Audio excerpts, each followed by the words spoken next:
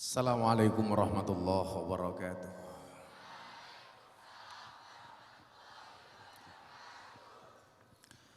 Alhamdulillahirabbil alamin wa kafa.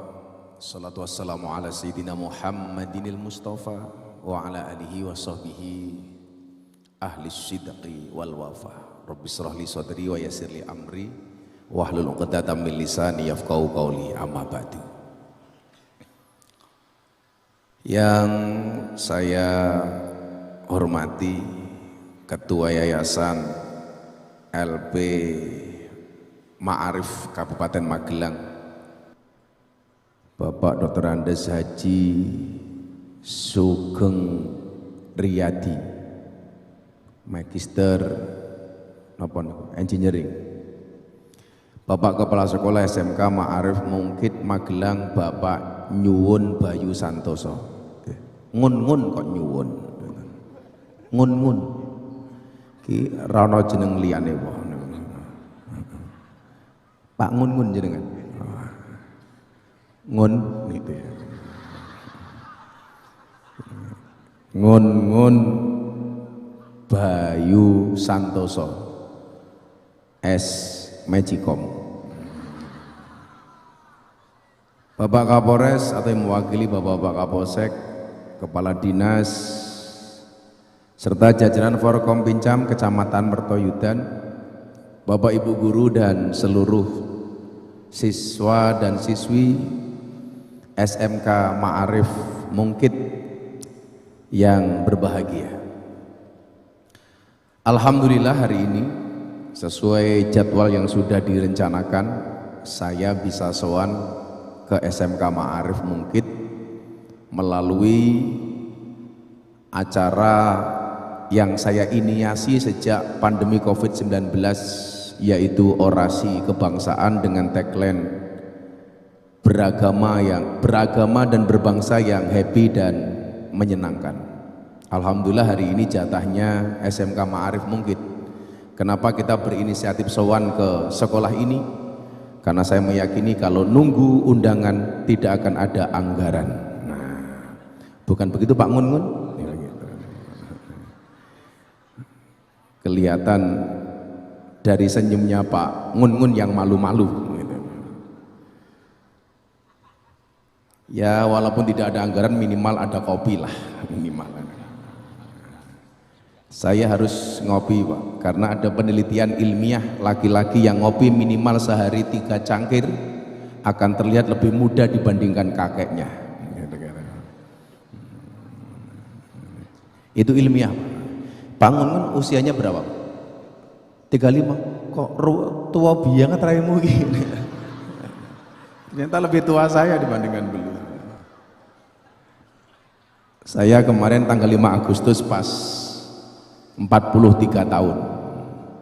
Pak Ngun 35. Tolong Pak Ngun nanti berdoanya setelah ini dirubah. Ya Allah, gemukkanlah rekeningku bukan perutku, kira-kira begitu Pak. Saya tadi sebelum kesini masih sempat olahraga Pak. Masih sempat treadmill, saya masih sempat jalan. Ya minimal buang kalori 430 kalori lah. Lumayan Pak. Karena kalau saya disuruh milih olahraga jalan atau lari, saya milih olahraga jalan. Kenapa? Karena hidup itu tentang perjalanan, bukan tentang pelarian. Nah, ngomong tentang perjalanan, bangsa Indonesia sudah berproses di dalam kemerdekaan selama 79 tahun. Tentunya sekian banyak cerita yang bisa kita dapatkan dari kemerdekaan ini. Adik-adik sekalian, dalam konteks kebangsaan dan keagamaan, saya selalu menempatkan diri sebagai kelompok yang wasatiyah. Kalau orang Ma'arif itu nggak ngerti apa itu wasatiyah, tidak boleh asing apa itu wasatiyah. Wasatiyah itu artinya moderat. Moderat itu artinya kita di posisi tengah. Posisi tengah itu tidak boleh ekstrem kanan, tidak boleh ekstrem kiri. Allah sampaikan dalam Al-Baqarah wa kadzalika ja'alnakum ummatan wasata. Kita itu harus hadir sebagai umat yang moderat. Dalam praktek keagamaan, kita tidak boleh terlalu keras, tapi tidak boleh juga menyepelekan. Maka posisi beragama orang NU itu selalu asik. Karena dalam penerapan wa ma nursilul mursalina illa mubasyirina wa mungdirin, ketika dia berdakwah itu selalu mengutamakan mubasyir, bukan mundir. Mubasyir itu artinya harus menyenangkan. Orang hadir di sebuah majelis itu pulang harus happy. Jangan penuh dengan ketakutan. Makanya adik-adik ketemu saya tuh harus happy. Kalau saya ditanya, Gus, kenapa kok harus happy? Sederhana saja. Nuaiman itu yang suka minum khamr saja, itu masuk surga hanya gara-gara senang membuat senang Kanjeng Nabi. Makanya kemudian ada istilah man as'adun nasi, man as'adan nasa. Siapakah manusia yang paling bahagia? Manusia yang paling bahagia adalah orang yang membuat orang lain bahagia. Nah, Nuaiman itu masuk surga karena gawe seneng Kanjeng Nabi. Yang dicintai oleh Nabi itu siapa? Bukan hanya Nuaiman, tapi seluruh umatnya Nabi. Nabi dibuat senang oleh Nuaiman saja masuk surga, apalagi kita yang bisa membuat senang Kanjeng, apalagi kita yang bisa membuat senang umatnya Kanjeng Nabi. Coba saya mau tanya sama adik-adik, kalau di kelas lebih suka pembawaan guru yang happy apa guru yang menakutkan? Ono ra gurumu sing galak? Wani nyebut jeneng. Sopo jenenge? Sopo? Bu Kartini.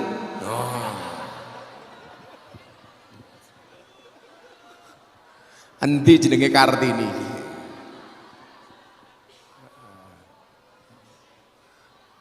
Ibu Kartini mata pelajarannya apa? Bahasa Inggris kok galak belas ora pantes.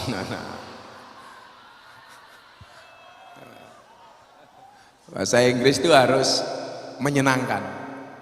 Ya, bagaimana kita bisa ngomong bahasa Inggris kalau sebelum ngomong saja sudah takut? Itu mesti vocabnya hilang. Vokabularinya pasti hilang. Contoh beginilah, sak pinter-pintere Pak Ngun-ngun kok neng omah digetak karo bojone mesti goblok dadak. Begitu Pak. Itu the power of emak-emak. Nah, maka cara beragama orang NU kayak kita ini harus kemudian diamplifikasi, diglorifikasi, harus banyak diduplikasi, sehingga orang beragama itu kesannya asik, nggak menakutkan. Saya sekian ratus orang yang kemudian masuk Islam melalui saya, ketika ditanya apakah kamu tahu Islam itu apa, rata-rata mereka jawabannya enggak tahu. Tetapi ketika kamu tidak tahu Islam itu apa, kenapa kok kamu pengen masuk Islam? Jawabannya ternyata apa? Because your Islam is enjoy, relax and happy. Karena Islamnya Gus Miftah itu enjoy, relax dan menyenangkan. Makanya ada guru mengatakan begini, ada ulama mengatakan begini, kok kamu punya guru kamu tidak bisa membuat kamu tersenyum, tinggalkan saja. Guru kok merengutan. Sopo kuwi? Kartini umpamanya.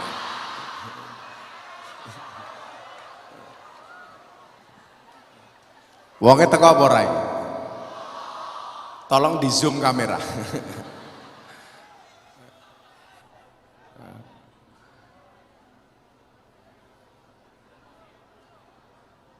Adik-adik tahu siapa nama asli Kartini? Nama asli dari Kartini adalah Harum. Putri Indonesia, harum namanya. Jadi nama asli Bu Kartini itu adalah Harum. Makanya mulai besok kalau kamu tidak mau dimarahi sama Bu Kartini, gampang, panggil saja namanya Harum. Endi ya wong Kartini, penasaran aku.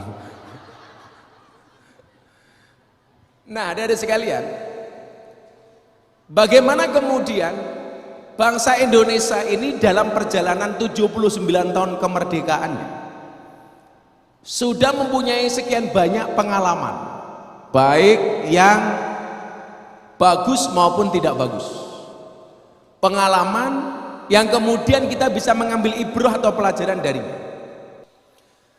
Saya orang yang memegang prinsip di dalam bernegara itu harus optimis. Itu pula kemudian yang saya pelajari dari seorang Bapak Presiden Joko Widodo. Saya hari ini pengenlah kita ini sebagai penghargaan dan terima kasih kita atas dedikasi Pak Jokowi. Saya ingin kemudian adik-adik itu melihat sisi-sisi positif dari setiap pemimpin. Saya kurang nyaman ketika semua orang yang pernah berjasa pada bangsa ini hanya dilihat dari kacamata negatifnya saja, tidak melihat lebihnya saja. Padahal dikatakan man lam yaskurin nas lam yaskurillah. Barang siapa yang tidak bisa berterima kasih kepada manusia, pasti dia tidak bisa bersyukur kepada Allah. Jadi sederhana saja, kok dengan manusia saja dia tidak mau matur nuwun, itu biasanya karo Gusti Allah ora gelem terima kasih. Nah, saya orang yang selalu melihat kebaikan dari orang lain dan melihat keburukan diri sendiri. Karena bagi saya begini, akhlak itu apa? Melihat kebaikan dari keburukan orang lain, itulah akhlak. Tapi melihat keburukan dari kebaikan sendiri, itulah ikhlas. Saya ulangi, apa itu akhlak? Melihat kebaikan dari keburukan orang lain. Apa itu ikhlas? Melihat keburukan dari kebaikan diri sendiri. Itu bedanya akhlak dengan ikhlas. Lah, bangsa ini harus lebih banyak paham kalimat akhlak dan ikhlas. Karena selalu saja ketika kita itu berbeda pendapat dengan orang lain, yang kita lihat itu pasti buruknya tok, nggak dilihat baiknya. Ketika orang itu nggak senang dengan Pak Jokowi, maka yang muncul sumpah serapah. Selalu saja yang dilihat kejelekan-kejelekan Pak Jokowi. Padahal harusnya kita fair. Ketika kita berbicara moderat, yang baik harus Anda katakan baik, yang salah harus Anda katakan salah. Benar kita dukung, salah dikritisi dengan cara yang baik. Ini pula kemudian yang pernah dicontohkan oleh baginda Nabi Muhammad SAW. Ada orang yang sangat dibenci oleh Nabi Nuh. Namanya siapa? Wahsy. Kenapa Wahsy ini dibenci sama Kanjeng Nabi? Karena Wahsy ini orang yang membunuh paman yang paling dicintai oleh Nabi. Ahabban nas ila Rasulillah SAW. Namanya siapa? Sayyidina Hamzah. Ini pamannya Nabi. Ini pernah dibunuh, Pak, sama Wahsy. Akhirnya Nabi itu jengkelnya minta ampun sama Wahsy. Tapi kemudian apa yang terjadi? Ternyata hidayah itu datang. Dalam bentuk apa? Wahsy pengen masuk Islam. Orang yang dibenci oleh Nabi ternyata dapat hidayah Islam. Makanya kenapa ada ayat bunyinya laqad kana lakum fi Rasulillahi uswatun hasanah, lanjutannya apa? Liman kana yarjullah wal yaumal akhir.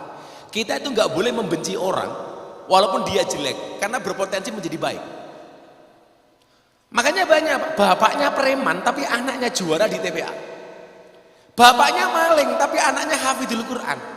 Ini mungkin bapaknya nggak punya harapan, tapi kita tidak bisa membunuh asa anaknya.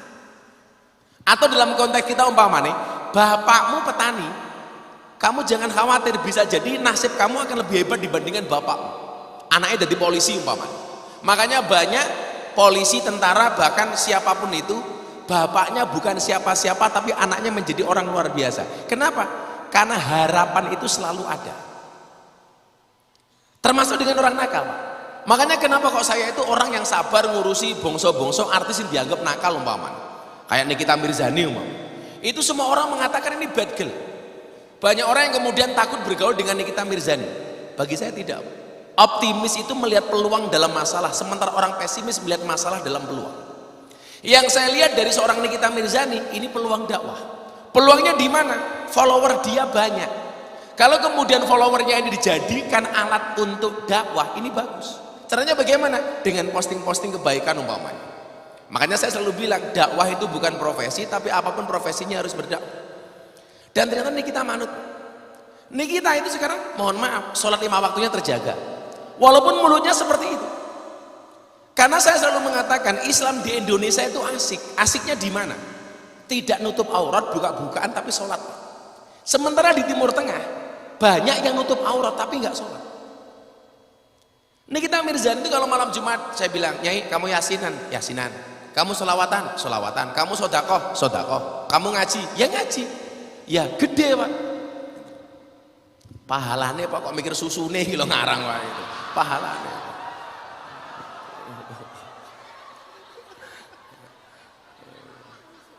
Nih kita itu Pak Ngun itu alumni Gontor. Dia sampai kelas 3 sanawiyah, tapi nggak lulus, drop out. Nah, maksud saya adalah harapan itu selalu ada. Bapaknya petani, anaknya sudah di pegawai negeri. Bapaknya orang biasa, anaknya bisa jadi luar biasa. Bahkan anaknya orang nakal sekalipun itu berpotensi menjadi orang hebat. Makanya kalau Nabi mengatakan apa? Latang duru ila dunu binas ka'annakum arbabun wang duru ila dunubikum ka'annakum abidun. Janganlah kamu melihat dosa-dosa manusia itu seolah-olah kamu adalah Tuhan, dan lihatlah dosamu sendiri seolah-olah kamu adalah seorang hamba. Nah, dalam konteks ini mohon maaf, ketika kita melihat semua orang itu punya harapan menjadi baik, kita nggak boleh kemudian menghakimi seseorang hanya dengan perbuatan jeleknya umpamanya. Contoh yang tadi Wahsi ini, Nabi itu sempat jengkel, tapi ternyata Wahsi ini kemudian matur sama Nabi, Nabi saya itu pengen masuk Islam. Pertanyaan saya, diterima nggak sama Nabi? Diterima. Kemudian dia bersahadat dengan Nabi, asyhadu alla ilaha illallah wa asyhadu anna muhammadar rasulullah. Tapi Nabi mengatakan begini Pak, kerennya begini. Ini Nabi itu fair, bisa menundukkan porsi kenabian sama porsi kemanusiaan. Nabi mengatakan begini, Wahsi, kamu sebagai orang Islam sah, tobat kamu diterima. Tapi mohon maaf ya Wahsi, secara basariah, saya itu nggak sanggup ketemu dengan kamu. Kenapa? Karena setiap kali saya melihat wajahmu, saya itu selalu ingat paman saya namanya Hamzah. Aku udah delok raimu, aku kelingan pamanku. Islammu ditompo, tobatmu ditompo, tapi satu hal, kamu jangan sering-sering ketemu sama saya. Makanya kalau kamu itu nggak seneng ketemu, nggak seneng sama Bu Kartini, boleh. Tapi ketika diajar sama Bu Kartini, kamu tetap harus mendengarkan. Caranya bagaimana supaya imbang? Yo gampang, lah ora ana pelajaran ora usah ketemu karo raine Kartini ngono wae to, gampang wae gitu. Oh ini orangnya. Tapi kamu nggak boleh benci, jangan ya Dik ya, jangan. Jadi konteksnya cerita begitu, kita tuh boleh nggak seneng sama orang, tetapi tetap harus melihat kebaikannya. Ini pula kemudian yang saya sampaikan kemarin di Istana Negara dalam acara buka puasa bersama Bapak Presiden dan para menteri. Kita boleh nggak sependapat dengan pendapat orang lain, tetapi kita tidak boleh kemudian menafikan kebaikan orang lain. Contoh begini, dalam konteks ini umpamanya ada partai koalisi, ada partai oposisi. Kita boleh nggak seneng sama orang yang oposisi, tapi ketika ada kebaikan dari oposan juga harus kita lihat. Cuman konteksnya barangkali jangan sering-sering ketemu lah. Mau ngerti orang seneng kok ini moro terus. Jadi lo awakmu ora diajar karo Bu Kartini, umpamane Bu Kartini ning kantor ya awakmu rasa lewat ngarep kantor gitu loh. Muter lewat buri gitu loh. Umpama lewat Bu Kartini ngeti liwat ngono kae ya kowe langsung enake ndelik. Aku ya tahu soal mbiyen ngono. Ya Bu Kartini juga harus sadar diri, ngerti muridnya rasa seneng ya rasa setor rayu wae umpamane gitu lah kira-kira. Tapi ketika ada kebaikan Pak, kita nggak boleh. Lah, jeleknya kemudian apa? Jeleknya itu adalah ketika kita itu sudah benci sama orang umpamanya. Kalau kamu benci sama Bu Kartini umpamanya, kita tidak melihat kebaikan-kebaikannya. Kita itu boleh berbeda pendapat, itu boleh. Tapi bukan berarti orang yang beda pendapat dengan kita itu menjadi musuh. Betul apa enggak? Loh, dalam konteks apapun ya, dalam konteks beragama umpamanya, kita berbeda dengan kawan kita Muhammadiyah umpamanya soal kunut. Tapi bukan berarti Muhammadiyah itu musuh kita. Beda itu kan dalam pola pikir dan pendapat saja. Bukan berarti orang Muhammadiyah itu musuh kita. Contoh yang sempat ramai banget, saya berbeda pendapat dengan sangat keras dengan Ustadz Khalid Basalamah perihal hukum wayang. Sampai Wikipedia saya di Google itu dirubah. Miftah Maulana Habibur Rahman orang gila dari Sleman. Dirubah, entah siapa yang rubah. Ketika haji tahun 2023, saya ketemu dengan Ustadz Khalid Basalamah di Arafah ketika wukuf. Tenda saya dengan tenda beliau itu jejer. Nah ini, beliau ketika keluar dari tenda, langsung tak samperin. Ini saya pelukan sama dia. Saya bilang, Ustadz, Anda berbeda pendapat dengan saya soal wayang, tapi saya tidak pernah menganggap Anda sebagai musuh. Karena bagi saya beda itu boleh. Boleh. Orang NU dan Muhammadiyah umpamanya beda dalam menguburkan jenazah. Orang NU kan pakai diadani, Pak, bahkan pakai ditalkin. Kalau Muhammadiyah nggak pakai adan. Nah, kemarin teman saya tanya begini, Muhammadiyah, Gus, kenapa sih orang NU kalau mau ngubur jenazah kok diadani? Nanti kalau jenazahnya bangun bagaimana? Saya bilang, kamu kok lucu. Jenazah kok krungu adan tangi. Cah mungkin gitu. Subuh krungu adan ya ora tangi. Aku yang ngene ta. Bahkan krungu adan kadang-kadang ya susah. Allahu Akbar, Allahu Akbar.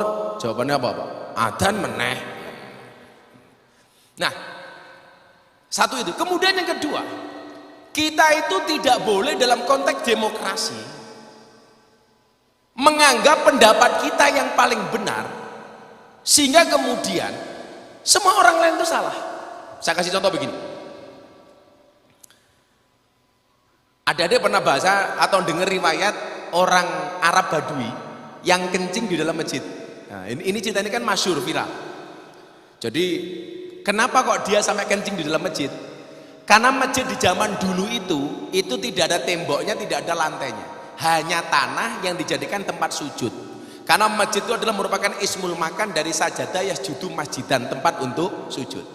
Makanya kenapa dulu itu kalau sholat, Pak, banyak jidatnya yang hitam, karena dia nggak ada lantainya, nggak ada keramiknya, nggak ada karpetnya, apalagi sajadahnya. Sujudnya di mana? Di atas pasir, di atas kerikil. Maka berpotensi jidatnya menjadi hitam. Lah kalau sekarang, apakah harus hitam? Jawabannya tidak. So wis keramik, bahkan marmer, di atasnya karpet, di atasnya sajadah. Jadi kemungkinan hitam itu kecil. Lah teman saya itu jidatnya hitam, tapi bukan karena sujud, di kampung karo bojone, Pak, gitu. Nah, singkat cerita, gara-gara Badui ini kencing, seluruh sahabat yang ada di dalam masjid itu semuanya marah. Wah, pokoknya misal-misal, oh bajingan gitu. Loh, cara miswe wong Jawa kan begitu. Masa cara miswe wong Arab kan ya nggak mungkin bajingan. Ya kira-kira begitulah. Oh, goblok, yo pekok iki. Masa ning jero masjid kok nguyuh gitu. Dari semua orang yang ada di situ yang nggak marah sama sekali siapa? Hanya Kanjeng Nabi tok. Yang tidak memaki itu hanya Nabi tok. Yang lain semuanya memaki. Oh, diasar, pekok. Nah, Nabi hanya mengatakan begini. Konco-konco, yuk uyuwe diresiki dipel. Akhirnya kencingnya dibersihkan. Nah, selesai dibersihkan, Badui ini ngangkat tangan kemudian berdoa. Kalian tahu, gara-gara Badui ini berdoa, malah Nabi itu akhirnya marah sama Badui ini. Dia kencing di dalam masjid, Nabi nggak marah. Tapi ketika dia berdoa, Nabi malah marah. Anda tahu doanya apa? Allahumma arhamni wa Muhammadan wala tarham ma'ana ahadan. Iki doanya kurang ajar. Apa dia sampaikan? Ya Allah, berikanlah rahmatmu hanya kepadaku dan hanya kepada Nabi Muhammad saja. Yang lain nggak usah kamu kasih rahmatmu ya Allah. Gitu. Lah, kenapa? Ketika dia tanya sama Nabi, kok kamu doanya kayak gitu, ngapain? Kenapa kamu doa seperti itu? Karena yang lain jahat, Nabi, ketika saya kencing semuanya marah sama saya. Yang nggak marah cuma Nabi saja. Maka saya minta kepada Allah, yang dikasih kasih sayang oleh Allah hanya saya dan Nabi saja. Apa jawaban Nabi? Laqad tahajjar tawasian. Kalau begini caranya, kamu itu mempersempit rahmatnya Allah. Kita itu sering mengklaim kebenaran, sehingga seolah-olah rahmatnya Allah itu pantas GNU tok, Muhammadiyah ra pantes. Dalam konteks Pancasila, dalam konteks politik umpamane sing entuk rahmate Gusti Allah ku PKB tok, P3 ora, atau sing entuk iki Gerindra tok, PDI ora. Oh ijo tok, sing abang ora. Enggak boleh. Kalau seperti itu caranya, itu kita mempersempit yang dikatakan rahmatan lil alamin. Makanya ketika melihat itu, mohon maaf, kita bisa benar, orang lain bisa salah, begitu juga sebaliknya orang lain bisa benar, kita bisa salah. Cuman problemnya Pak, mohon maaf, kita tuh sering begini. Kalau kita salah, kita meyakini Tuhan itu Maha Pengampun. Tapi kalau orang lain salah, kita meyakini bahwa Allah itu Maha Penyiksa. Ini cara pandang yang salah. Kalau kita salah, kita mengatakan Allah itu Maha Ghafir, Maha Pengampun. Tapi kalau orang lain salah, seolah Allah itu Syadidul Iqab, nggak ada ampun bagimu. Ini kan kurang aja. Nah, inilah kemudian pandangan-pandangan yang membuat bangsa ini rasanya kok kerdil. Kenapa? Karena tidak bisa menjaga dan menghormati perbedaan yang ada. Maka Pancasila itu mengajarkan keberagaman, bukan keseragaman. Contoh umpamanya, cara pandang yang salah kemudian memaksakan pandangan dia untuk orang lain. Yang baru viral kemarin Pak, larangan jilbab bagi paskibraka. Masih ingat? Nah, ini cara pandang yang menurut saya, mohon maaf, yang ngomong ini siapa? Ketua BPIP, Badan apa itu BPI itu? Pembinaan Ideologi Pancasila. Ini orang yang sok Pancasilais tapi nggak kenal dengan Pancasila. Pancasilais tapi nggak Pancasila. Sok Pancasilais tapi bukan Pancasila. Pancasila itu itu menghormati keberagaman, bukan berarti keseragaman. Contoh begini, dalam berbusana umpamanya, hari ini kita punya pilihan masing-masing. Pak Rais menggunakan beskap coro Jawa, Pak Ngun batik seragam. Ngopo pakai seragam ini? Bukan karena cinta dengan ma'arif ya, mergo duwene mung iki umpamane gitu.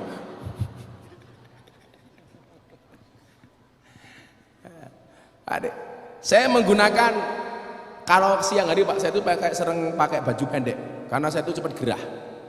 Saya pakai baju hitam, kamu pakai baju putih. Ini keberagaman, bukan keseragaman. Dan kita harus menghormati pilihan orang lain dong. Saya memutuskan pakai hitam, kamu pakai putih, boleh-boleh saja. Kok Gusna senang pakai warna hitam? Saya itu punya warna favorit hitam sama hijau dan biru. Bagi saya hitam itu belum tentu kotor, putih itu belum tentu suci. Bahkan kadang-kadang yang hitam lebih menyenangkan daripada yang putih. Buktinya tai lalat lebih menyenangkan dibandingkan panu. Pak Ngun pilih wajahnya ada tai lalatnya dari panunya. Tai lalat, jajal bayangno Pak Ngun raine kebak panu pamane. Putih sih, tapi aku zizi pamane.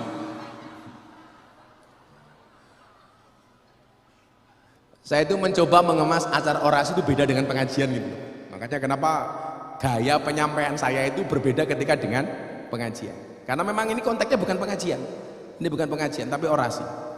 Maka pandangan saya terhadap larangan jilbab itu seperti apa? Coba, ini saya kemarin nulis di IG saya. Ini. Rasa cinta itu karena memandang amal soleh dan akhlak terpuji yang dicintainya. Senang karena nafsu itu memandang dari segi fisik orang yang disenanginya. Jilbab itu adalah bentuk amal soleh, walaupun yang berjilbab belum tentu solehah. Saya menghormati dan mencintai orang yang berusaha menampilkan penampilan terbaik di hadapan Tuhannya. Saya membenci orang yang membenci semua bentuk kesolehan dan kebaikan.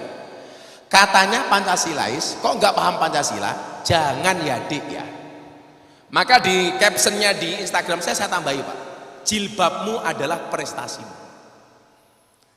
Nah, adik-adik, jadi begini, menghargai pendapat orang lain itu adalah bagian dari demokrasi Pancasila.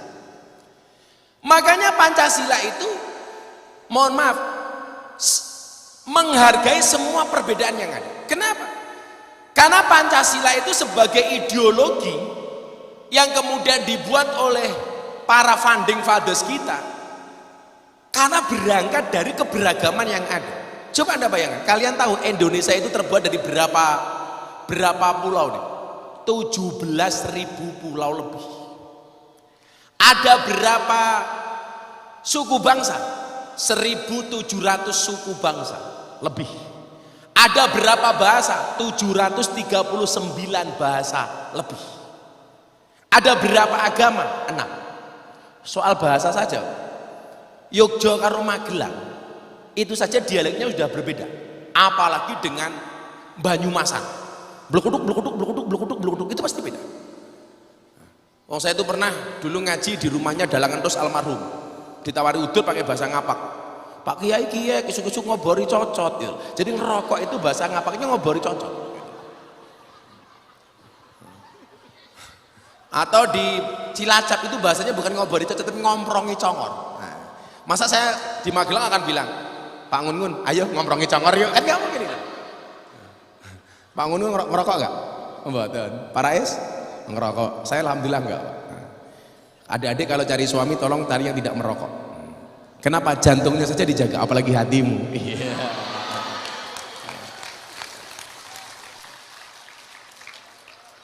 Ya, kalau Pak Ngun ini nggak ngerokok bukan karena dia menjaga jantung, ya, tapi karena gajinya sudah habis diambil istrinya. Karena karakter istri sekarang tuh begitu Pak Ngun. Om itu saya ini senengane golek bojo, sing pinter golek duit, tapi ra kena nyekel duit. Makanya uang itu kalau udah masuk istri, itu pasti nggak bisa kembali.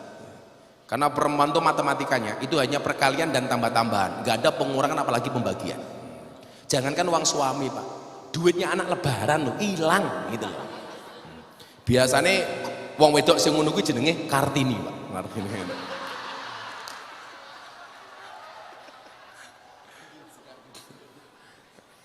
Selain Bu Kartini insya Allah lah lebih parah. Nah, adik-adik sekalian, 79 tahun ini kemudian sudah silih berganti pemimpin. Dari Orde Lama dulu ada Insinyur Soekarno. Coba saya adik gini ya, kita belajar menghormati orang lain. Saya itu paling gak nyaman kalau ada anak ditanya, siapa presiden pertama Indonesia? Soekarno. Kok saya merasa nggak pantas, nggak ada takdimnya, nggak ada ikromnya. Kamu saja dalam konteks sekolah umpamanya, siapa kepala sekolahmu? Sampaikan Bapak Ngun. Siapa kepala sekolahmu? Ngun. Wah, ora pantas. Ora pantas. Itu hal sepele, tapi kiranya perlu kemudian menjadi perhatian dan fokus. Ojo sembrono lah itu. Nggak ada takdimnya sama sekali. Siapa mbiyen presiden pertama? Soekarno, nggak pantas. Coba biasakan. Siapa presiden pertama? Bapak Insinyur Soekarno. Dengan segala kelebihan dan kekurangannya, dia berjasa untuk Indonesia, jelas sebagai bapak proklamator. Nah, kemudian muncul muncul Bapak Soeharto. Dengan segala kelebihannya beliau menjadi bapak pembangunan. Wis. Apakah jelek? Enggak. Prestasinya banyak. Kita hormati jasa-jasanya. Bahkan kalau saya selalu mengatakan begini, yang seharusnya mengusulkan Pak Harto jadi pahlawan nasional itu seharusnya PBNU. Saya kasih alasan yang nasional. Kayak saya besok ini berangkat ke Banjarbaru, Kalimantan Selatan. NU itu Pak berkembang di seluruh wilayah di Indonesia. Itu dari apa? Dari program transmigrasinya Pak Harto. Gara-gara ada transmigrasi, NU ada di Sulawesi. Gara-gara transmigrasi, NU ada di Papua.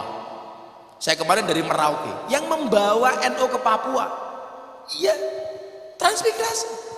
Saya ke Riau, di sana ada NU. Efek dari apa Pak? Transmigrasi. Jadi Pak Harto itu yang berhasil meng-NU-isasi Indonesia melalui program transmigrasi. Coba, kalau mungkin dulu nggak ada program transmigrasinya Pak Harto, ya mohon maaf, mungkin NU tidak sebesar hari ini. Makanya saya bilang, yang seharusnya mengusulkan Pak Harto itu jadi pahlawan nasional bagi saya, itu NU. Apa ya? Ini kemarin saya di Merauke. Ini sebenarnya ada yang saya disambut dengan tari yang agak lumayan. Saya dikasih oleh-oleh koteka Pak. Masih saya simpan di rumah. Atau Pak Ngun mau coba pakai.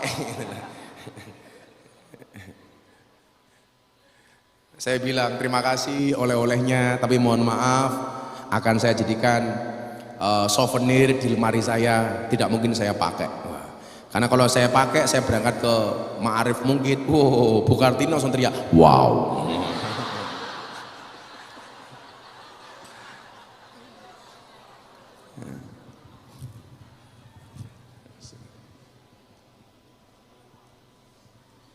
Kalau Bu Kartini kan punya slogan apa Pak?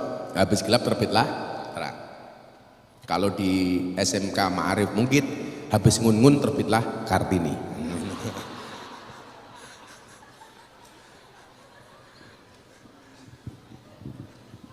Pak Harto. Jadi alasan saya mengusulkan Pak Harto pahlawan nasional itu karena tenan. Saya itu ke Kalimantan, saya hampir jelas-jelas di Indonesia ini.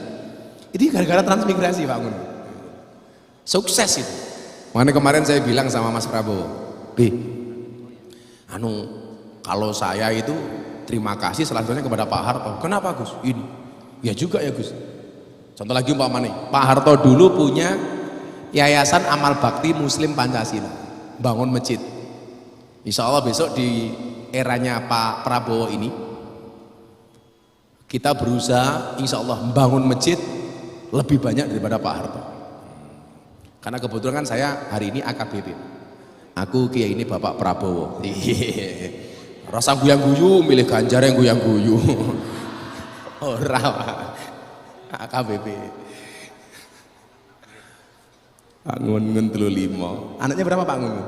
Oh, anaknya loro. Ya semoga-moga mulih bojone meteng meneh. Amin. Kembar 15. Lah kembar 15 lak lahirke gampang Pak. Jangan bawa ke rumah sakit, di-download.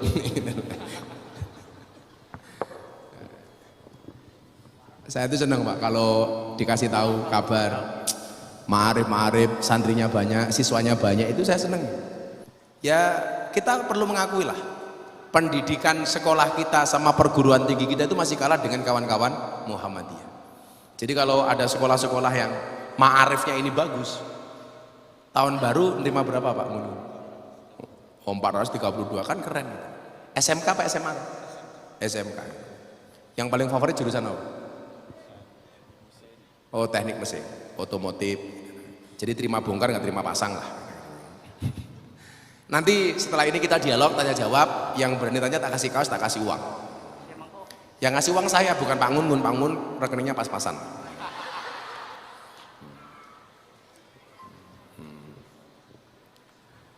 Nah, Pak Harto sudah selesai, muncul Pak Habibie, Bapak Teknologi. Pak Habibie selesai, muncul Gus Dur, Bapak Pluralisme. Kemudian Bu Megawati, julukannya Bu Megawati ke apa radong kan? Apa? Cangkeme mak banteng.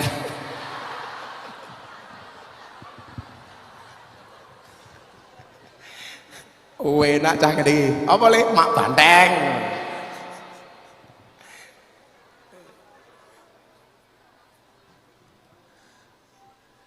Terus Bu Megawati selesai. Siapa? Pak SBY, Bapak Susilo Bambang Yudhoyono. Orangnya yang apa ya? Ngistilahnya Pak SBY, elegan. Orangnya rapi. Julukannya Bapak apa aku ya radong. Terus kemudian Pak Jokowi, Bapak infrastruktur.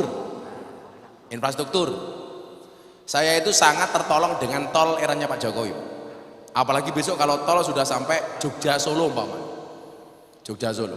Zaman pandemi Covid itu Pak, kalau nggak ada tol, saya itu kan punya acara di iNews RCTI itu ngobrol bareng Gus Miftah, yang seminggu sekali saya syuting. Padahal penerbangan jarak. Saya tertolong Pak dengan tol itu. Saya itu pernah dari Pondok Jogja sampai Jakarta cuma 5 jam. Gara-gara tol. Nah, besok kemudian setelah Pak Jokowi ada Pak Prabowo. Maksud saya begini, semua presiden yang tadi saya sebutkan pasti ada kebaikan-kebaikannya.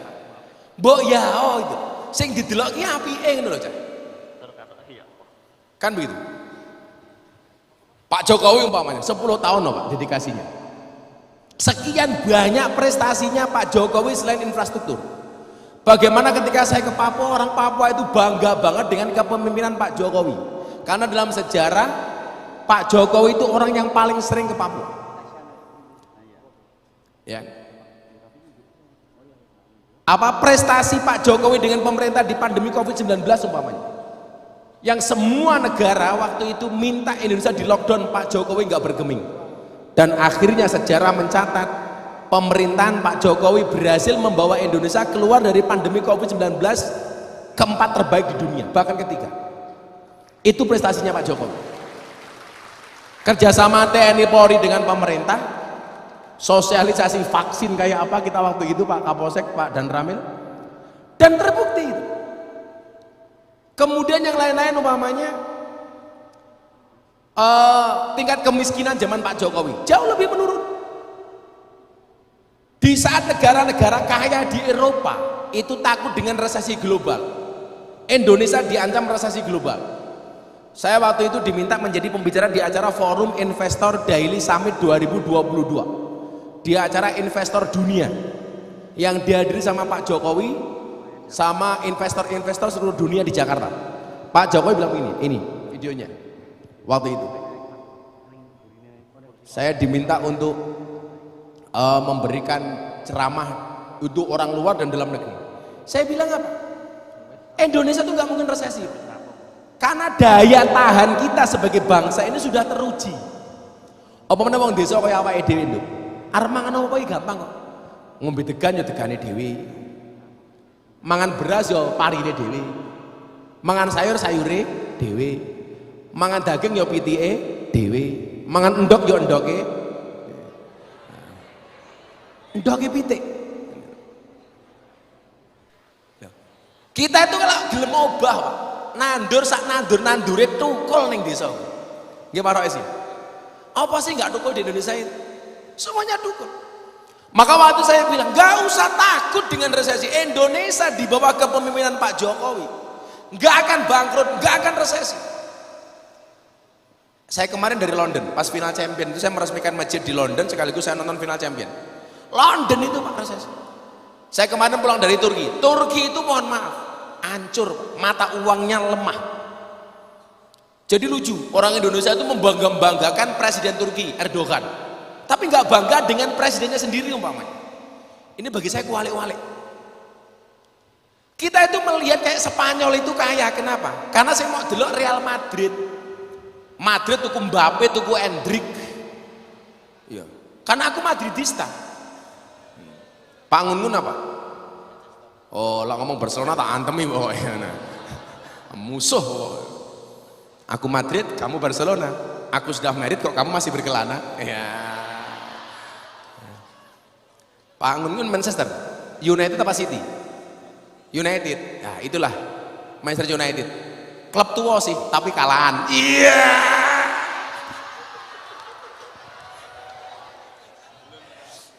Aduh. Lah kelas United itu baiknya Maguire. Pak kaya ngono ditukui, Pak. Ya minimal lah MU lah Manchester ya City lah. Manchester is blue, not red. Halo, cek ngaya deh, always red. Saya tahu kenapa Pak Ngun itu suka dengan Manchester. Soalnya pemuja setan, Red Devil. Pancane setan ini. Yalah. Kiper sering blunder, Onana, halah ya. Ya minimal kipernya kayak Courtois lah. Saya itu kemarin pas di London, Pak. Saya nonton ini champion Madrid sama mana kemarin itu? Dortmund. Wah. Dortmund mau kayak nggih dolanan, Pak. Ya kayak kelasnya lak Magelang ini klub apa tuh? Ya lak mainnya wingi Dortmund nglawan Madrid itu kayak PSM nglawan Inter Milan lah, PPSM Inter Milan. Nggih dolanan. PPSM itu masih ada kan?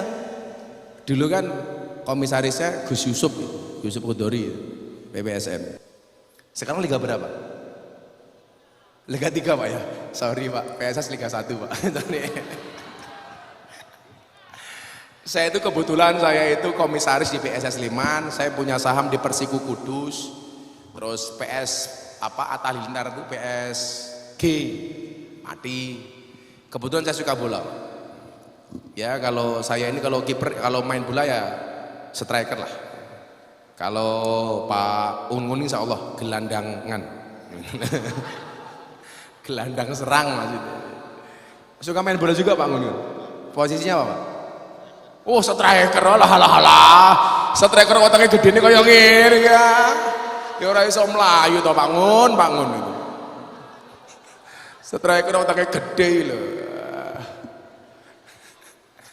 Ya udah, untuk Pak Ngun bukan striker lah, stiker. Stiker. Harus olahraga Pak. Saya itu orang yang sangat menjaga pola hidup saya. Karena saya meyakini saya itu pengen menikmati masa tua saya itu dengan happy. Untuk apa punya uang tapi masa tuanya nggak happy? Jadi harus menjaga adik-adik kalau pengen sehat terus, pola pikir, pola makan, pola hidup, dan yang keempat, jangan kebanyakan pola. Insya Allah awet. Pokoknya dari kepala sekolah yo jejak, nggak akan pola yo aman. So. Kayak Pak Ngun insya Allah panjang umur. Jadi wong sak donya mati, ngun urip dhewe.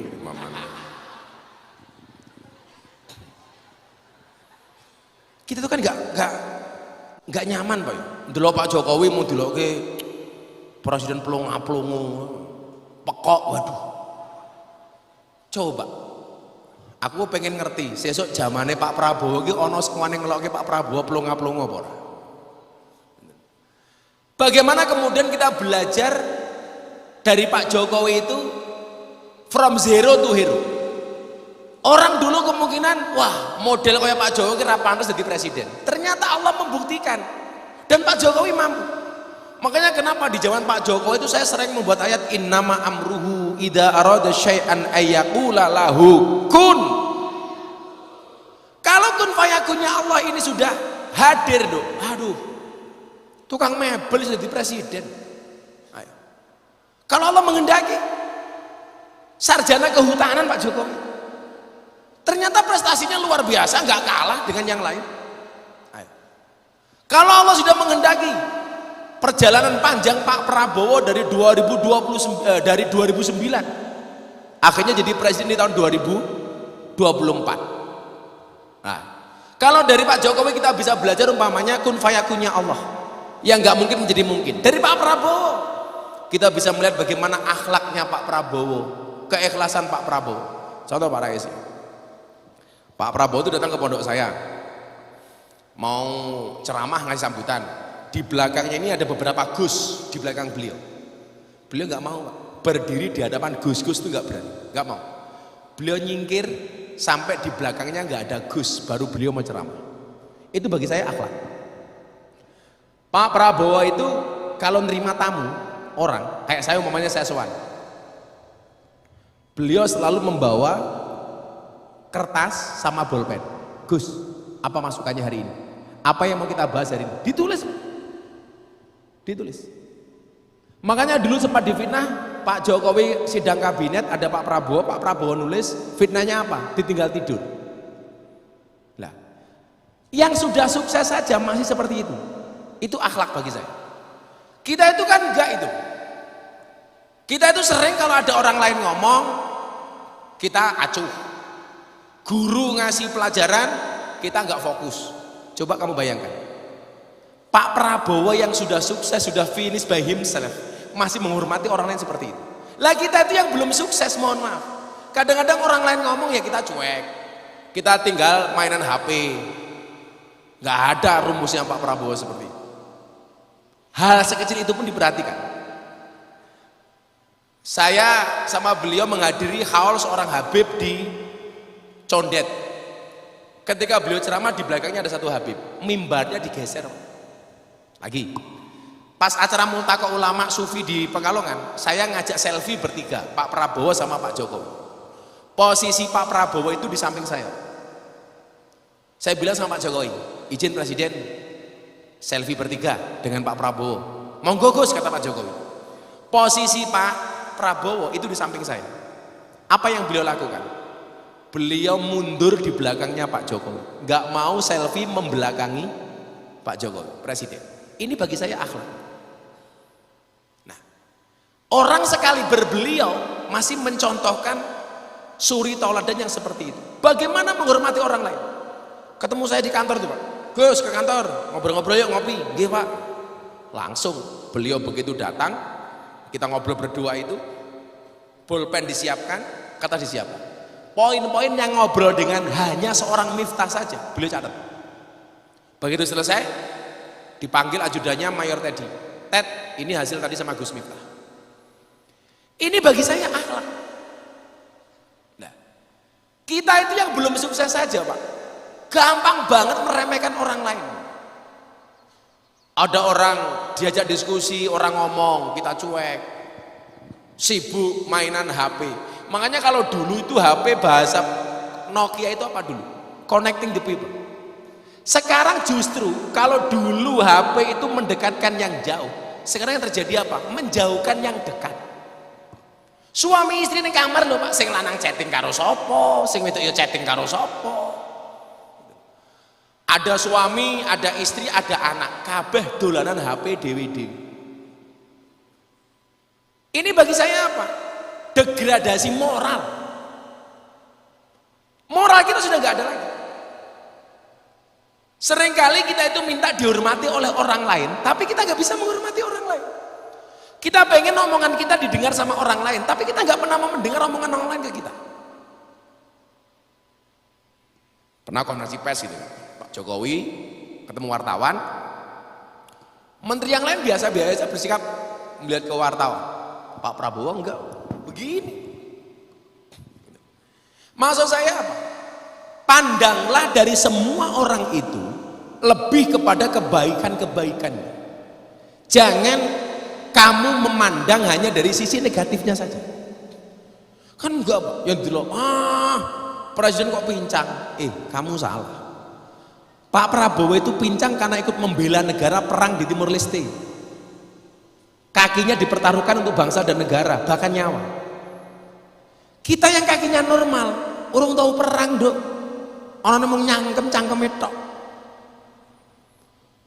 Presiden kok ora duwe bojo. Apa hubungannya mimpin negara karo bojo? Seorang ngun-ngun ketika menjadi kepala sekolah gara-gara punya istri, bisa jadi istrinya intervensi karo ngun-ngun. Kok bengi Pak ngun-ngun rapat rong mulih, bojone wis WA. Pak kok durung mulih, direpoti karo bojo. Pernah ra? Alah ngaku rupamu ngun yo pernah kok ketok. Ora mungkin. Ya Bu ya. Mas, kok dereng kondur? Dijawab kan, "Sik, rapat karo Kartini." Ngono ta.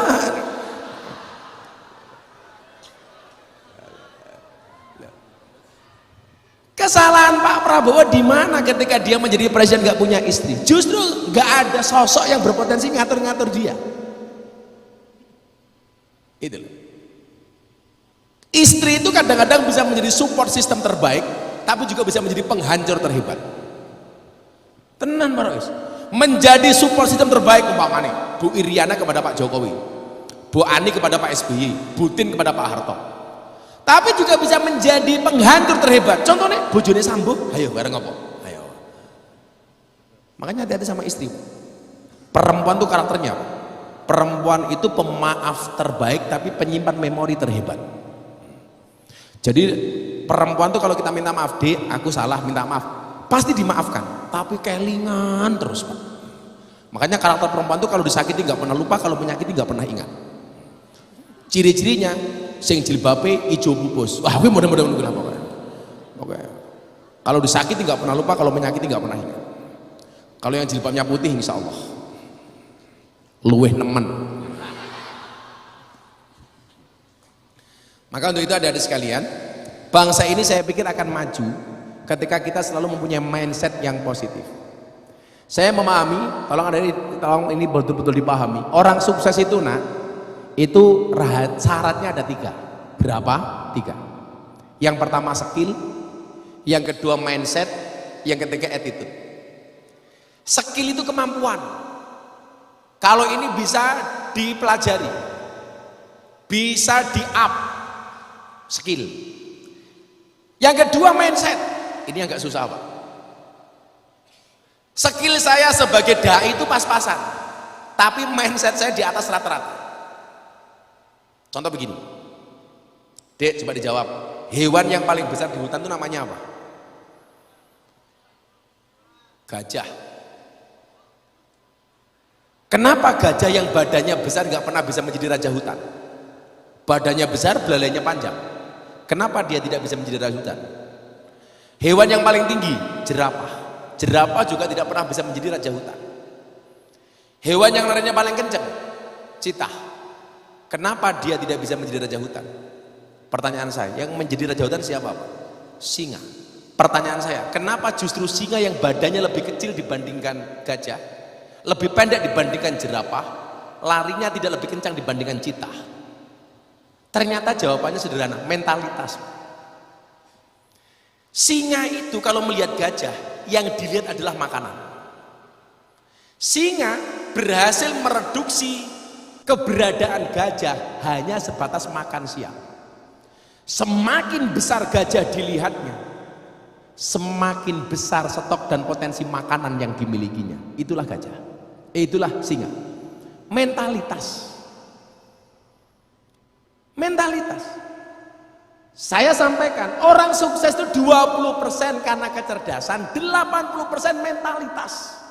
Makanya jangan salah, banyak ketika di sekolah dia terbaik, cerdas, pinter, tapi ketika keluar sekolah kadang-kadang kalah sukses dibandingkan yang sekolahnya pas-pasan. Saya dulu di pondok 40 orang, mungkin yang paling goblok saya karena saya nggak pernah ngaji. Tapi dari 40 orang di pondok itu Pak Rois, hari ini yang punya pondok cuma saya sendiri. Kalau orang sukses itu dilihat dari skillnya saja, dari kecerdasan saja, mungkin saya tidak masuk klasifikasi itu. Saya dulu kalau ketemu Gus Yusuf saya minder Pak, Tegarrejo. Tapi kemudian mentalitas saya terbentuk ketika melihat Tegarrejo, yang muncul bukan ketakutan, tapi harapan saya bisa belajar dari Tegarrejo.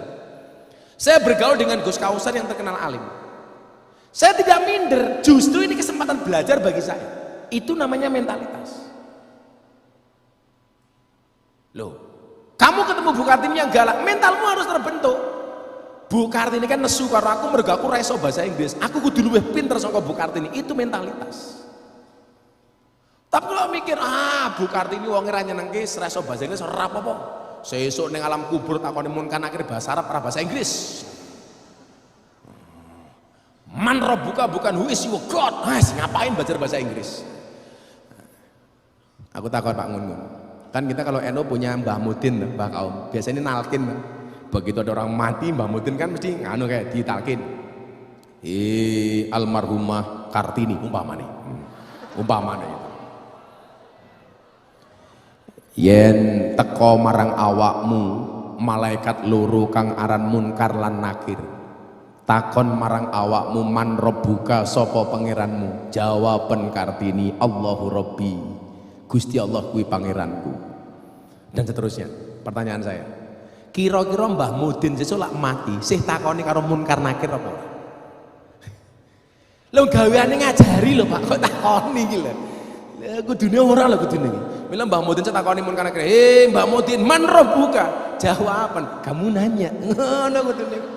Wong biasa nuntun kok takoni lho.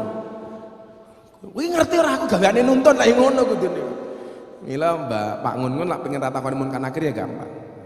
Dadi Mbah Mudin. Ratakoni Mbak, caranya ngono. Paling malaikatnya jawab nggak bisa Yura. Jangan ya Dik ya. Iya buk malaikat orang malaikat dasar dier. Nah adik-adik, satu skill, apa nomor dua? Mindset. Yang ketiga adalah attitude, akhlak. Makanya ada kalimat begini kan. Attitude is the little thing but make a big difference. Attitude itu sesuatu yang sebenarnya sederhana tetapi membuat perbedaan yang luar biasa. Hari ini banyak koruptor itu bukan orang goblok tapi orang pinter tetapi tidak mempunyai attitude yang baik. Pinter tapi ra duwe akhlak sing apik. Makanya kelebihan SMK di belakangnya ada ma'arif, selain mengajarkan skill, biasanya juga mengajarkan attitude. Mungkin itu Pak Rois, Pak Ngun yang saya sampaikan. Saya ingin ngobrol sama anak-anak, tanya jawab saja. Yang berani tanya tak kasih hadiah, kaos dan uang. Cewek sama cowok. Cik. Baik, izin Abah. Siap. Apa ini? Mau berapa? Ini kopi dari SMK. Mong kopi. Mong kopi. Pencet mong kopi. Loh. Produk dari Buatan anak-anak. Ya, SMK Ma'arif Kota Mungkin. Ini Kota kopi Bukit. Kopi susu. Kopi susu, Pak. Kopi Gula gula aren. aren. Nggih, kopi gula Pak Mun aren. kene ra paham nggih kopi susu. Gula aren, Pak. Apa? Pak Mun sok tahu. Aku rame Kalau kemarin pas saya sama nih, kita bener kopi susu. Kopinya tak aduk, susunya tak aduk. Iya. Apa lo? Makanya kalau saya mau pengajian kok dikasih kopi susu, pasti nggak saya minum. Tapi di Lah bingungi kok. Kopi ini ngajak melek, susunya ngajak turu. Gemes. Wong kopi gula aren kopi susu ngono. Oh, gitu kopi susu. Mas Doni berani? Ya, Pak, berani ya. Ini kalau ada yang bertanya aja. Oh ya, langsung saja ya. Yang Ya. mau tanya ya. Kamu yang cewek, saya yang cowok. Oke, siap. Dua pertanyaan ya. Dua cowok, dua cewek. Monggo. Ya, 4 penanya. Izin ya, Pak, ya. Yo, 2 cowok, 2 cewek. Yuk, angkat tangan. 1, Angkat tangan. 2, 3. Iki. Yang cowok tuh paling belakang tuh boleh sini. Sini, Mas, maju. gue Mas. Sini. Sini. Sini. Lari. Ke depan dong, ke depan. Lari. Ya. Ah, Ya jauh-jauh. Biar Sini. biar lebih jelas deket sama Abah. Yo, monggo. Nah. Siap. Ya. cewek dua, Kok cowok sudah, 2. Kok sudah 3 ya itu ya? Ini kok malah 3. Oh, kok malah 3 yang. Oh ya, siap. Sini dulu nanti Yang ini kalau dulu. boleh sini. Ye, monggo. Ini. Mas Don. Sini duduk sini. Monggo mau tanya apa? Sini, maju sini. Sini. Yang Tuh, cowok Pak. sini, yang cowok sini, yang cewek sini, yang cowok Ini sini. sana. Namanya siapa Maju, dulu? maju bergantian. Maju. Sini masuk. Maju di depan sini, depan Namanya sini. siapa? Assalamualaikum warahmatullahi wabarakatuh. Waalaikumsalam. Waalaikumsalam. Mohon izin Gus, perkenalkan nama saya Nisa Sifalistiana, kelas 12 TJKT 1. Apa itu JKT? Teknik Jaringan Komputer dan Telekomunikasi. Kalau kayak gitu kerjanya di mana? Kerjanya di mana? Kalau seumpama sesuai dengan jurusan itu, Kerjanya sebagai apa? sales komputer. Oh, sales Oh, komputer. iya. Kok ya milih sales ki lho. Iya kan? Ya kepalane Kalau- ngono kok malah Nama, sales. nama panggilannya siapa? Siva. Siva. Nggih. Cita-citanya pengen jadi apa? Cita-citanya Sales. pengen jadi polwan. Oh. Oke. Polwan apa sales komputer? Iya. Kan mau Apa pertanyaan. pengen jadi polwan ngedoli komputer ning kantormu? Nah, itu juga bisa. Nggih, mboten paling anak buah itu. Wow. Anak buah siapa? Kulo. Enggak. Wow. Sing apa? Kan kula cita-citanya pengen jadi polwan. Terus kan Kenapa pengen jadi polwan? nggih, pengen mawon. Masa orang Mengabdi duwe alasan? kepada negara. Aku ini ketemu copet, jawabannya pengen mengabdi juga. Pada orang tua. Iya kan benten Gus. Nggih. Kamu min? Nggih. Wong polisi ra kena min. Nggih, mengke kan diobati saged. Oh, iya di Doni mari. Amin. Apa sih Pak pertanyaannya? Izin nggih Gus. Ya. Sebagai seorang pelajar Pancasila dan kita berada dalam satu lembaga pendidikan yaitu Ma'arif, menurut Gus Miftah boleh tidak kita fanatik terhadap yayasan atau ajaran yang kita yakini? Jika boleh, sebenarnya fanatik seperti apa yang baik itu? Fanatik itu boleh apa enggak? Boleh. Saya terhadap Islam itu fanatik. Apakah saya salah? Tidak. Yang salah itu adalah fanatik buta. Butanya dibutakan oleh apa? Dibutakan oleh kebaikan di luar yayasan kita, umpama. Pokoknya yang bener iki ngomong yayasanku tok liyane salah. Itu namanya fanatik buta. Makanya kenapa babi itu haram? Babi saja haram, apalagi babi buta. Kamu tahu babi mengandung apa? Cacing pita. Oh salah. Babi itu tidak mengandung cacing pita, tapi mengandung anaknya. Ya masuk anak ngun-ngun yo.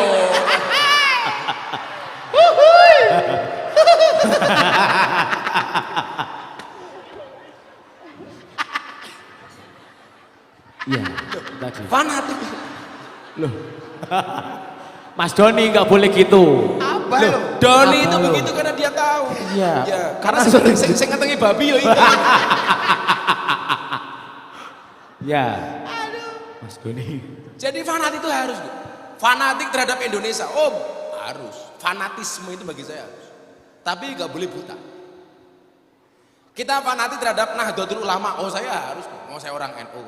Tapi bukan berarti saya menyalahkan Muhammadiyah. Saya menyalahkan Persis. Meyakini yang kita percaya itu benar, itu wajib. Tapi bukan berarti diperbolehkan menyalahkan orang lain. Makanya kenapa dalam Pancasila diajarkan keberagaman. Aku fanatik nganggo baju ireng, tapi apakah yang menggunakan baju putih salah? Enggak. Itu. Jadi fanatis bagi saya boleh, tapi tidak boleh buta, apalagi berlebih-lebihan. Ya sini cowok. Iya, yang Yang cowok. ini adalah calon suaminya Syifa. Iya. Tapi kan target operasi Ya, TO. ya. So gulai Pak Kapolsek. PO. Cita-citamu pengen jadi apa, Isra? Ini pengusaha otomotif, owner bengkel, Owner bengkel, bengkel. Owner bengkel. Yang benar, juragan otomotif apa bengkel? owner bengkel otomotif. Kali. Bengkelnya pit cilik. Owner bengkel otomotif. Iya, siap. Kenapa? Karena sesuai dengan bidangmu gitu. Sesuai dengan bidang. Sesuai dengan jurusannya mawon, Gus. Oh, jurusannya mau. Iya. Pakai sing ben teater Gusti ya. Wingi mau atur dhewe mawut. Manut. Apa pertanyaannya, Isra? Bagaimana cara membentuk sikap nasionalisme tanpa meninggalkan syariat agama dan cara taat beragama tapi selaras dengan rasa nasionalisme tersebut? Saya pertama kali kenal dengan Deddy Corbuzier itu saya menjadi bintang tamu 4 mata. Kok 4 mata? Apa? Hitam putih. Kopi susu. Kopi susu nih. Gula aren, Pak. Gula.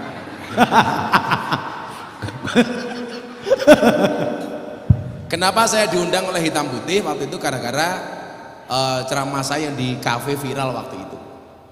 Di klub malam di Bali pas ceramah saya viral waktu itu, akhirnya Oh, ini bah. Pak Oh, jangan ini. Pak Ngungun jangan dia. Ini bah. Parake sampun. Iki lah Pak Ngungun tak ajak ning Sarkem, yakin. Gelem lebu ra gelem mulih.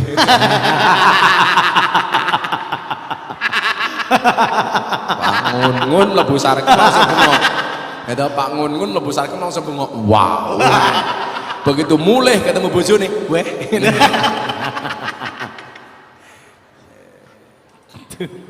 Nah, akhirnya syuting selesai, Mas Izra. Dedi ngejak ngevlog. Waktu itu belum ada podcast, masih ngevlog. Bro, ngevlog yuk. Dia tanya begini sama saya. Apa pandangan Gus Miftah terkait agama dan Pancasila? Mirip-mirip kalau pertanyaanmu lah. Berbangsa dan beragama toh. Apa pandangan Gus Miftah terhadap Pancasila? Waktu itu saya jawab. 1. Meyakini agama kita yang kita peluk itu agama yang paling benar, hukumnya wajib. Tapi bukan berarti diperbolehkan untuk menyalahkan agama orang lain. Kenapa? Karena Al-Quran mengatakan begini, Mas Ezra, wala tasubbul ladina yad'una min dunillah fayasubbullah adwam bighairi ilm. Janganlah kamu mencaci sesembahan selain Allah, maka orang lain berpotensi memaki sesembahanmu melampaui batas. Dalam konteks Pancasila, semua agama yang diakui oleh undang-undang itu berhak mendapatkan pengakuan, berhak mendapatkan posisi yang sama, berhak menjalankan perintah agamanya tanpa harus diganggu oleh orang lain.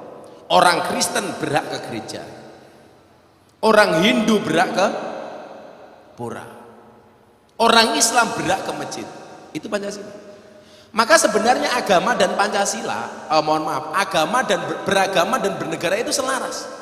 Itulah alasan kenapa di dalam Undang-Undang Dasar 1945 ada bahasa atas berkat rahmat Allah yang maha kuasa. Bahwa agama dengan negara itu tidak boleh bertentangan. Contoh yang viral kemarin soal jilbab. Negara itu nggak berhak melarang orang berjilbab. Kenapa? Karena dia menjalankan syariat agama. Yang nggak boleh itu umpamanya kemarin ketika Paskibraka memaksa mereka yang nggak berjilbab disuruh berjilbab atau memaksa mencopot jilbab bagi mereka yang berjilbab. Tapi kemarin anak saya pakai jilbab dimarahin Pak sama orang tuanya. Jangan berjilbab. Oh, Bapak, iki saya Islam enggak boleh. Lah ngopo anakku lanang. Oh, matane ayo. Jenenge Bambang kok jilbaban.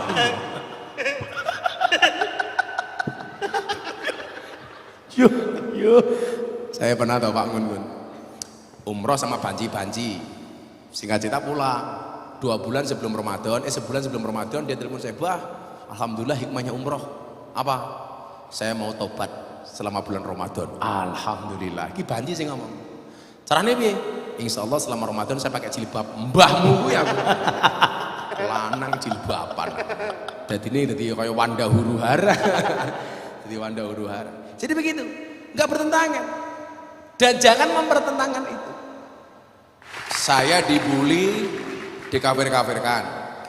100.000 komentar di Instagramnya Mas Deddy Corbuzier, karena waktu itu yang posting Deddy Corbuzier 24 jam ditonton 7 juta kali, komentarnya 120.000 kali kalau nggak salah. Semuanya mengkafirkan saya. Alasan pengkafirannya karena saya masuk tempat ibadah agama orang lain. Kalau alasan pengkafiran saya gara-gara masuk tempat ibadah agama orang lain, saya pastikan orang Magelang banyak yang kafir karena sering masuk Candi Borobudur. Modar gue ya gue. Wes bayar kafir apa pokok itu. Bener gak? Borobudur itu tempat ibadahnya siapa? Hindu Buddha, berarti awakmu kafir bro. Makanya waktu itu saya santai banget, Miftah kafir. Saya jawab, hurra pokok sahadat meneh. Rampung, repot amat. Miftah goblok. Gobloknya payu, gue pinter cangkemmu ora payu.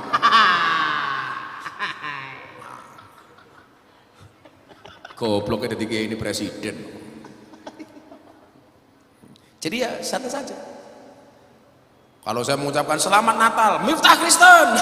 Sopo sing kondo? 10 November saya mengucapkan selamat pahlawan, saya nggak jadi Avenger.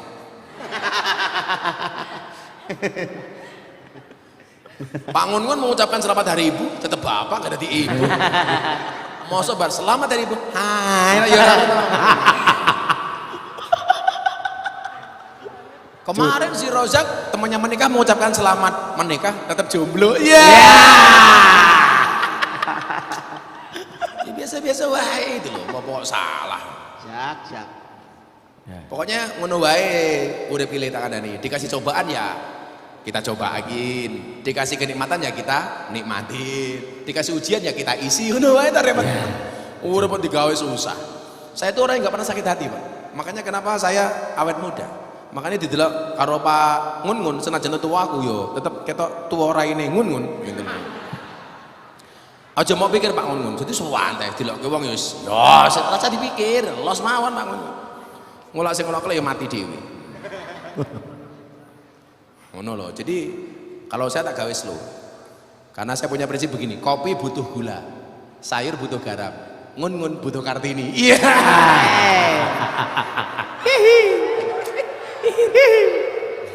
Oh, wis wani deh ya.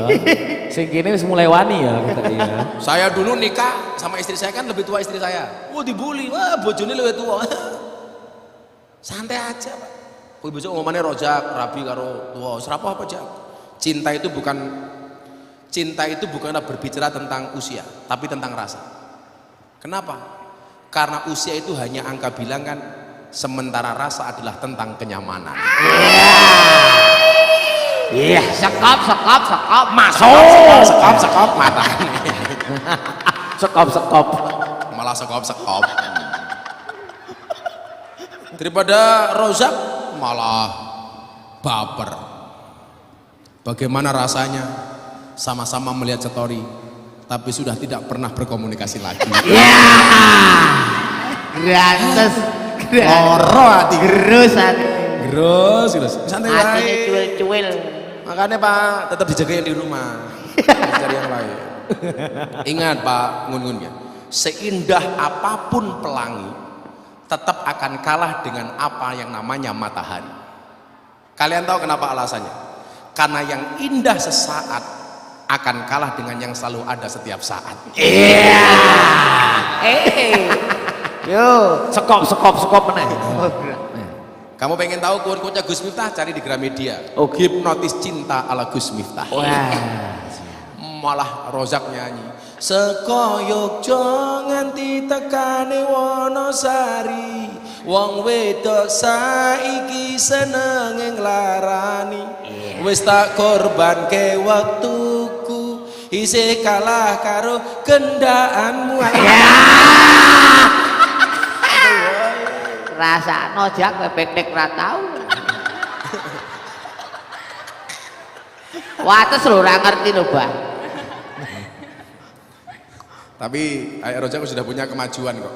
Dulu kan dia suka lari, ada kemajuan. Dulu kan dia lari sendiri. Sekarang kemajuan dia lari sendiri, ngomong sendiri. Kentir jak. Ya wis ya masing-masing 300.000 yo.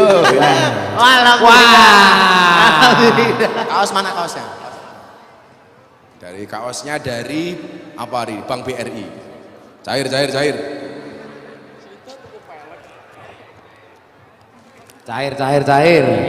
Kaosnya. Nih dapat kaos. Kalau dikasih Nih, bilang apa? kaosnya. Oke, kalau Aja. dikasih bilang apa? Sama-sama, ya. Oh, nih.